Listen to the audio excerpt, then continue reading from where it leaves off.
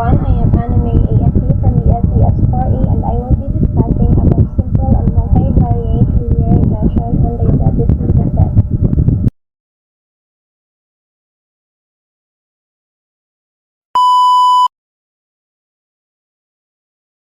This picture shows the code imports necessary libraries for data analysis and machine learning, pandas for data manipulation, numpy for numerical operations, seaborn and matplotlib pyplot for data visualization, sklearn model selection for splitting data, sklearn linear model for linear regression, and sklearn matrix for model evaluation. It then loads the diabetes dataset for scikit-learn, which contains information about diabetes patients and their disease progressions. The code takes the diabetes data, puts it into a net table-like structure called a data frame, and gives names to each column. It then adds another column called target to the table, which represents how severe the diabetes is for each patient. Finally, the code shows the first few rows of the table and some basic statistics about the number in the table, like the average, highest, and lowest values. This helps us understand the data better before we start analyzing it.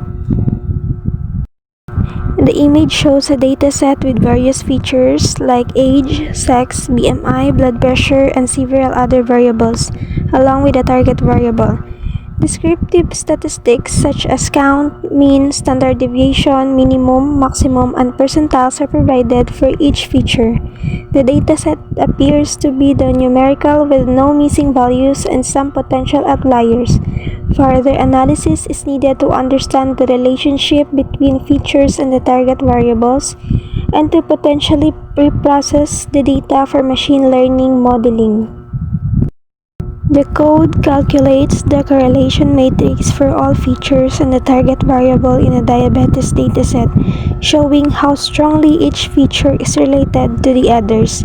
It then visualizes the matrix as a heat map, where the color intensity and annotations make it easy to interpret the relationship between the feature. Positive correlations are shown in a red, and negative correlations are shown in a blue.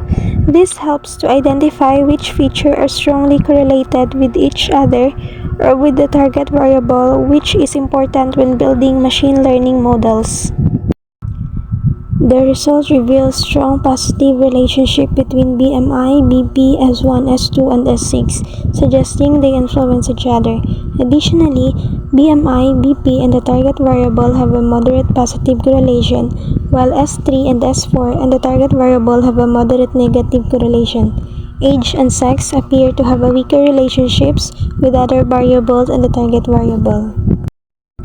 The code trains a linear regression model to predict diabetes progression using only the BMI feature. It splits the data into training and testing sets, trains the model in the training data, and evaluates its performance in the testing data. The model's performance is assessed using MSE, or mean squared error, and R-squared score, and visualized through an actual versus predicted plot.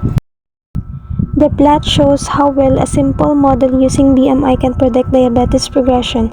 The red line shows the general trend, but the scattered points indicate that the predictions aren't always accurate.